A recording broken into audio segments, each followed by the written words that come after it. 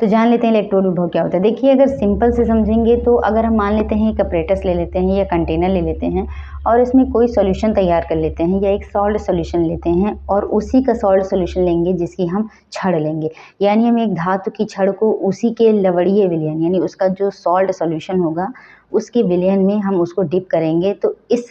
जो छड़ और इस विलयन के मध्य एक विभवांतर उत्पन्न हो जाता है जो कि इस छड़ का इलेक्ट्रोड विभव होता है। ठीक है, इसको कैपिटल ई से प्रदर्शित करते हैं। यहाँ पे एक मैंने डायग्राम भी बनाया है जिसमें जिंक है और जिंक की छड़ को जिंक सल्फेट के सॉल्यूशन यानी विलयन में इसको डिप किया गया है, डुबोया गया है और दोनों के बीच विभवांतर मतलब देखिए जब क्या होता है, जब ऐसा हम करते हैं किसी छड़ को उसके सॉल्ट सॉल्यूशन या सॉल्ट विलयन में डुबोते हैं तो प्लस और माइनस प्रोवाइड हो जाते हैं,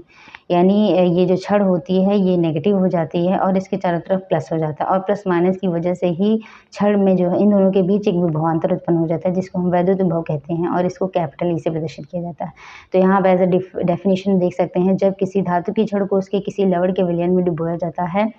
तो विलयन और छड़ के मध्य एक विभवांतर उत्पन्न हो जाता है। इस विभवांतर को धातु का विभवांतर कहते हैं, इसे कैपिटल ई से प्रदर्शित करते हैं। सेम मैंने यहाँ पे एग्जाम्पल भी बता दिया है और ये वही है कि